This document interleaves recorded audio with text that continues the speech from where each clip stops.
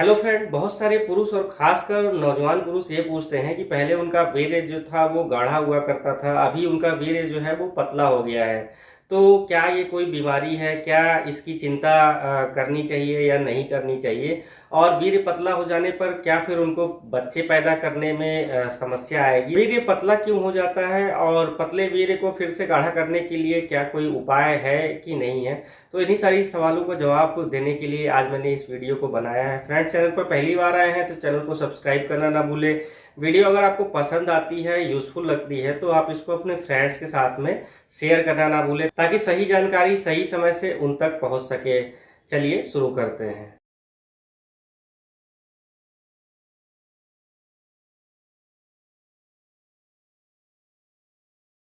सबसे पहले वीर्य क्या होता है हम इसको समझ लेते हैं। वैसे तो बहुत सारे लोग जो मेरी इस वीडियो को देख रहे हों, लगभग सबको पता होगा कि वीर्य क्या होता है। वीर्य को ही इंग्लिश में सीमेन बोला जाता है।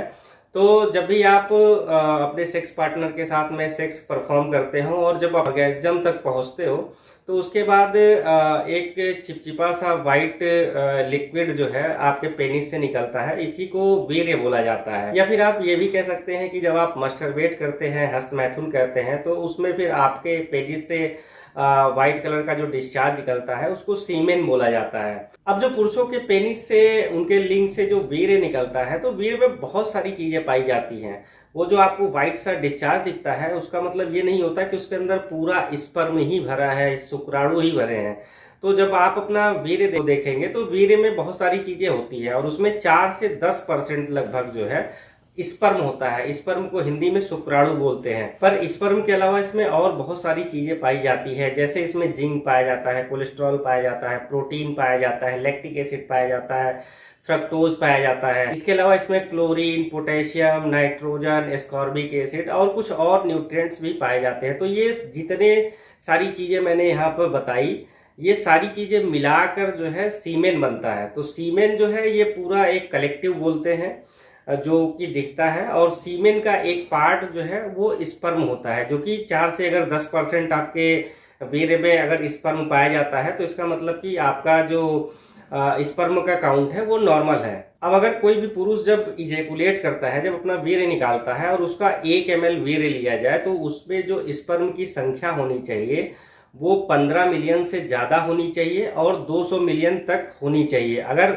1 ml सीमेन में यानी कि वीर्य में 15 मिलियन से कम स्पर्म है तो इसका मतलब ये है कि व्यक्ति को लो स्पर्म काउंट की प्रॉब्लम है। अब यहाँ पर समझने वाली बात ये है कि अगर आप का वीर्य जो है दूसरे पुरुष के वीर्य के कंपैरिजन में पतला है तो इसका मतलब ये नहीं है कि आप जो है बच्चे पैदा नहीं कर सकते। अगर आपके वीर्य में स्पर्म का काउंट जो है वो नॉर्मल है, स्पर्म की मॉर्फोलॉजी जो है वो नॉर्मल है, स्पर्म की मोटेलिटी जो है वो नॉर्मल है, तो निश्चित तौर पर आप जो है बच्चे पैदा कर सकते हैं। स्पर्म मॉर्फोलॉजी का मतलब ये होता है कि जो आपका स्पर्म का शेप है वो सही है कि नहीं है। कभी कभी एक स्पर्म के 2 हेड हो जाते हैं या एक स्पर्म के 2 टेल हो जाते हैं। कुल मिला के उनकी जो संरचना होती है, स्ट्रक्चर होती है, वो ठीक नहीं होता, तो भी जो है बच्चे पैदा करने में दिक्कत होती है।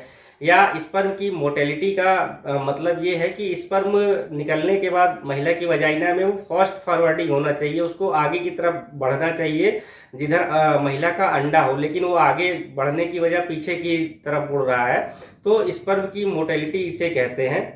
तो अगर मोटेलिटी ठीक नहीं है तो भी बच्चे पैदा करने में प्रॉब्लम हो सकती है। लेकिन जैसा कि मैंने तीनों बताया कि आपके स्पर्म का काउंट ठीक है, मॉर्फोलॉजी ठीक है, स्पर्म की मोटेलिटी ठीक है, तो फिर आपको बच्चे पैदा करने में कोई प्रॉब्लम नहीं होगी। कुछ लोगों ने मेरी पिछली कई वीडियो पे मुझसे एक सवाल किया था कि सर अगर उनका वीर्य पतला है तो क्या वो नामर्द हो जाते हैं? तो सबसे पहले आप नामर्द का मतलब तो समझिए।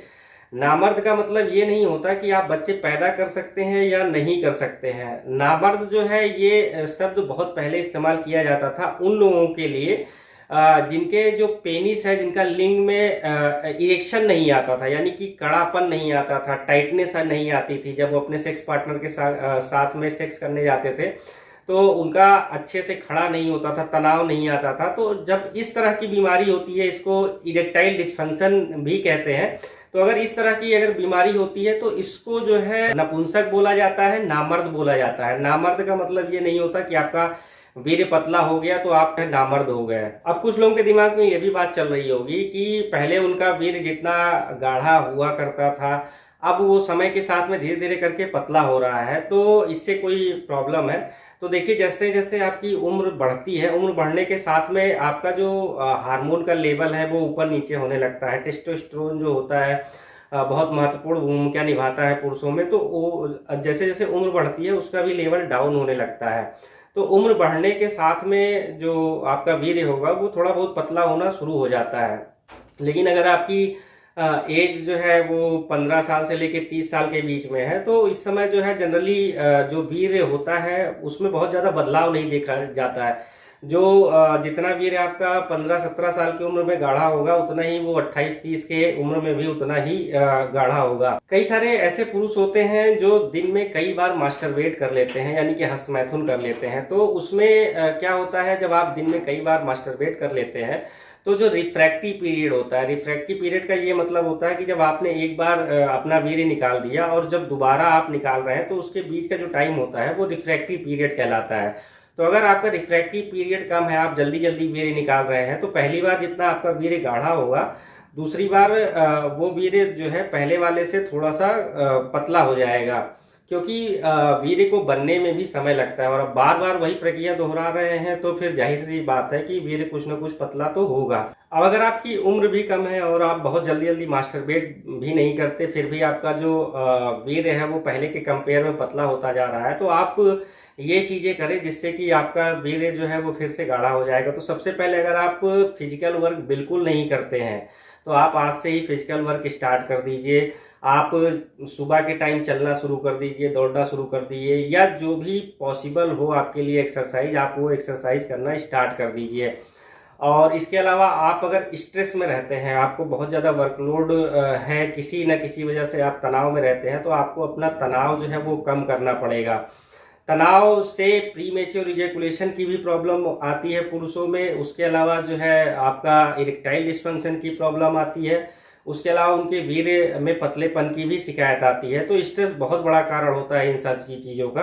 तो स्ट्रेस को मैनेज करने के लिए आप उन लोगों के साथ ज़्यादा से ज़्यादा समय बिताएं जिनके साथ आप खुश रहते हो सकता हो आप अपने बच्चों के साथ खुश रहते हो, वाइफ के साथ खुश रहते हो, अपने माँ बाप के साथ खुश रहते हो, या जिनके साथ भी आपको कंफर्टेबल लगता हो, खुश आप रहते हो, आप उनके साथ ज़्यादा से ज़्यादा समय बिताइए। इसके अलावा बहुत सारे आयुर्वेदिक प्रिपरेशंस आते हैं जिनका कोई साइड इफेक्ट नहीं होता, तो आप उन आयुर्वेदिक प्रिपरेशंस को अपने डेली रूटीन में शामिल कर सकते हैं। जैसे आप अश्वगंधा ले सकते हैं। अश्वगंधा जो है वो स्ट्रेस लेवल को डाउन करता है, एंजाइटी को कम करता है। इसके अलावा आपके मसल मास के लिए बहुत ज़्यादा अच्छा होता है। इसके अलावा आपकी बोन की स्ट्रेंथ को भी अच्छा बनाता है, आपके ब्रेन के लिए फायदेमंद होता है। तो अश्वगंधा के बहुत सारे बेनिफिट होते हैं, तो आप अश्वगंधा रोज ले सकते हैं। अगर अश्वगंधा के साथ में आपको शिलाजीत मिल जाता है, शिलाजीत में बहुत सारे मिनरल्स पाए जाते हैं, तो अगर आपके अंदर मिनरल्स की कमी है जिसके कारण ऐसी कुछ प्रॉब्लम आ रही तो वो ठीक हो जाएगी।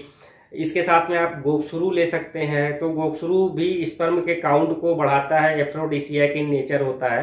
तो अगर लो लिबिडो की भी प्रॉब्लम है तो वो भी ठीक हो जाएगा। तो मार्केट में ऐसी बहुत सारी प्रिपरेशन हैं जिनमें कई सारी चीज़ें एक साथ में पाई जाती हैं, तो आप उनको भी ले सकते हैं। इसके अलावा आप अपना विटामिन डी का लेवल जो है वो भी चेक करवाइए, क्योंकि विटामिन डी जो है आपकी सेक्सुअल हेल्थ के लिए बहुत ज़्यादा बेनिफिट होता है। और विटामिन डी जो है उसका सबसे अच्छा सोर्स होता है सनलाइट। तो सूरज की रोशनी अगर आपके डायरेक्ट स्किन में पड़ती है तो अपने आप ही वो विटामिन डी बनाती है। तो आप विटामिन डी और कैल्शियम जो है अपनी डाइट में शामिल कर सकते हैं। इसके अलावा आपको अपनी डाइट में फ्रूट्स को शामिल करना पड़ेगा, ग्रीन वेजिटेबल्स को शामिल करना पड़ेगा, जिससे कि आपको इस तरह की जो प्रॉब्लम्स है वो धीरे धीरे करके कम होने लगे। एक चीज़ आप और कर सकते हैं, अगर आप अंडा खाते हैं तो अंडे के जो बीच में जो येलो येलो वाला पार्ट होता है जिसको याक बोलते हैं, तो याक में लेसिथिल नाम का एक केमिकल पाया जाता है जो कि स्पर्म के काउंट को काफ़ी तेजी से बढ़ाता है। तो अगर आप अंडा खाते हैं और येलो वाला जो पार्ट है उसको फेंक देते हैं, तो उसको फेंकने की बजाय आप उसका इस्तेमाल करिए, जिससे कि आपका स्पर्म का काउंट है वो काफी तेजी से बढ़ना शुरू हो जाएगा। इसके अलावा सूरजमुखी और कद्दू का बीज आप आधा आधा चम्मच रोज लें और रोज आधा आधा चम्मच इसको पानी के साथ में इस्तेमाल करना शुरू करें, और लगभग 1-1.5 महीने आप इसका इस्तेमाल करेंगे तो आप में काफ़ी अच्छा इम्प्रूवमेंट देखने को मिलेगा। और आपका जो स्पर्म का काउंट है वो भी काफ़ी तेज़ी से बढ़ना शुरू हो जाएगा। तो फ्रेंड्स, आशा करता हूँ मेरी वीडियो आपको पसंद आई होगी। आपका बहुत बहुत धन्यवाद।